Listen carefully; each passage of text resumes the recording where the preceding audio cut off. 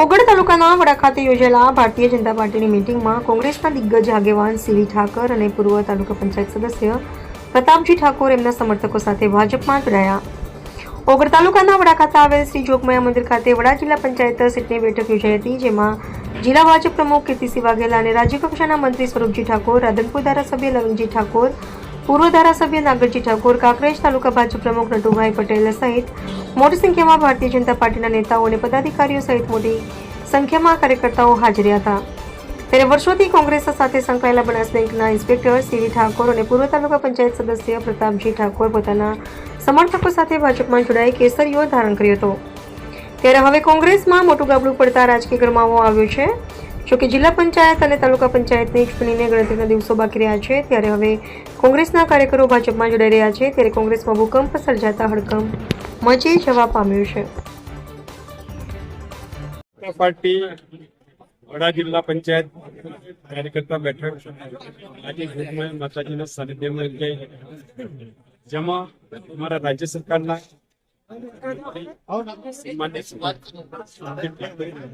એ વિશેષ સાથે રાધનપુરના ધારાસભ્ય શ્રી લવિંગજી ઠાકોર, રાધનપુરના ભાજપ ધારાસભ્ય નાગરજી ઠાકોર,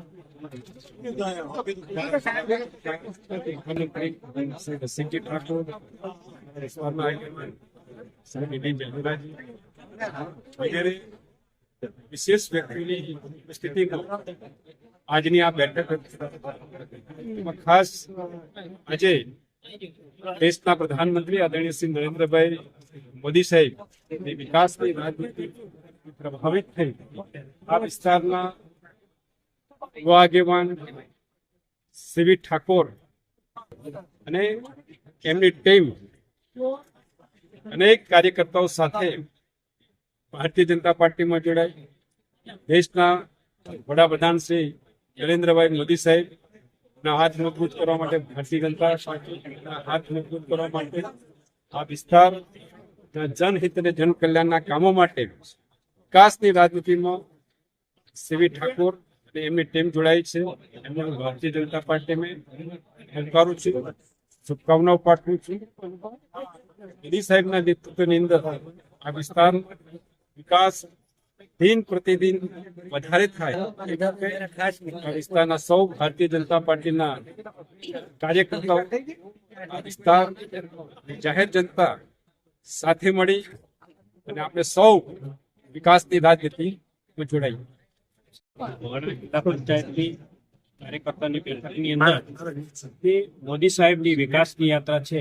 એ યાત્રાની અંદર હમણે થોડા સમય પહેલા પણ વિધાનસભાની અંદર પણ કાર્યકર્તાઓ મોદી સાહેબના વિઝન અને ભૂપેન્દ્રભાઈની સરકાર જ્યારે વિકાસની યાત્રા ચાલતી હોય અને વિકાસના કામો થતા હોય જોઈ અને કાર્યકર્તાઓ સ્વયંભૂ સામેથી આ ભારતીય જનતા પાર્ટીની અંદર જોડાઈ રહ્યા છે. એ જ રીતે આજે કાંકરેજની અંદર પણ જે વર્ષોથી કોંગ્રેસની અંદર અને મોટું નામ કહેવાય એવા સીવી ઠાકોર એમની મોટી બધી સંખ્યાની મોટા જનમેદનીની અંદર એ પણ આજે આ ભારતીય જનતા પાર્ટીની અંદર જોડાયા છે.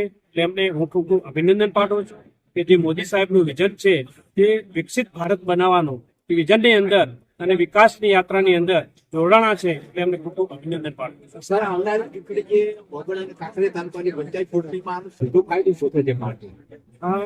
આમાં સીધો જ ફાયદો થવાનો છે, કારણ કે વર્ષોથી જે કોંગ્રેસમાં કામ કરતા હતા એ કાર્યકર્તાઓ તમામ ભારતીય જનતા પાર્ટીની અંદર એ મોદી સાહેબની વિચારધારા સાથે અને ભૂપેન્દ્રભાઈની સરકારની અંદર વિચારધારા સાથે જોડાણા છે. એટલે ચોખ્ખી દેખીતી વાત છે કે સીધો જ ફાયદો તાલુકા અને જિલ્લા પંચાયતની અંદર થવાનો છે.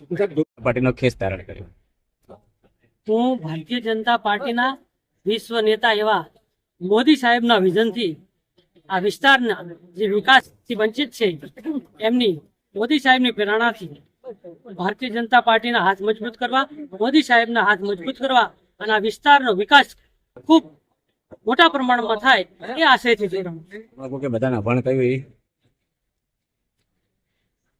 એ બાબત ઉપર હું પાર્ટી લેવલે કોઈ વાત કરવા માંગતો નથી, પરંતુ હું મોદી સાહેબના જે ભારત દેશના હિન્દુ રાષ્ટ્ર બનવા જઈ રહ્યું છું એના સાક્ષી બનવા માટે હું ભારતીય જનતા પાર્ટીમાં જોડાણો છું. સતત અત્યાર સુધી કોંગ્રેસમાં કામ કર્યું છે, હવે જ્યારે ચૂંટણીઓ આવે છે કેવી રીતે ગ્રાઉન્ડ ઉપર જશો?